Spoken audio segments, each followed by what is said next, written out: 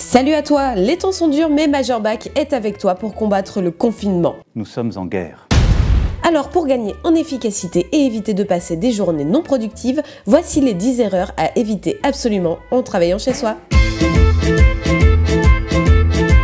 Erreur numéro 1. Travailler avec son téléphone. Alors là, non, évite à tout prix d'avoir ton téléphone près de toi lorsque tu travailles. Cindy pourra très bien attendre 2 heures avant d'avoir de tes nouvelles. Tu le sais, le téléphone est le meilleur moyen d'être déconcentré en permanence. Les notifications, l'écran qui s'allume toutes les 2 minutes. Il faut vraiment veiller à éloigner cet instrument de tentation le plus loin possible de soi lorsque l'on travaille. Et si tu n'as pas suffisamment de bonne volonté pour ça, n'hésite pas à le confier à tes parents ou carrément à le coffrer. Numéro 2, garder les notifications sur son ordinateur. Et là, c'est comme le téléphone, même combat. Les notifications sont encore là, sur ton ordinateur. L'onglet Facebook qui clignote depuis 10 minutes, sur une énième conversation groupée des amis que tu n'as pas vus depuis 3 ans, qui parle d'une série que tu n'as pas vue et que tu ne verras jamais. Et voilà comment tu te retrouves à faire un exercice que tu aurais dû faire en 30 minutes, en 2 heures, parce que tu es constamment déconcentré. Alors désactive bien toutes les notifications, jeune padawan. Numéro 3. Garder son ordinateur quand tu sais que tu ne peux pas travailler sans te déconcentrer. Si même après avoir coupé les notifications de tout ton attirail social, tu ne peux vraiment pas travailler sans vouloir aller sur YouTube, alors prends ton courage à deux mains. Imprime tes cours, tes exercices, tes fiches et éteins ton ordinateur. Tu verras, tu gagneras en efficacité et tu auras d'autant plus de temps libre pour regarder toutes nos vidéos. Une fois ton travail terminé, bien sûr.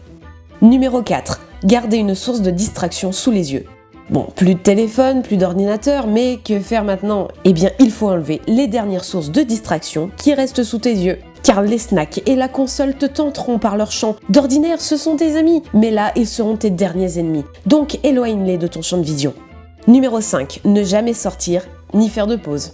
Au lycée, entre les cours, il y a des temps de pause pour changer de classe, pour manger, pour s'aérer. Ces mêmes temps de pause doivent être respectés en travaillant chez soi. Tu seras bien plus efficace si tu t'accordes un quart d'heure de pause toutes les 2 heures que si tu travailles toute la journée d'une traite. Évidemment, prends le temps de te poser, de faire un peu de sport, de manger. C'est tout aussi important que de travailler. Numéro 6. Baisser les bras si t'es bloqué.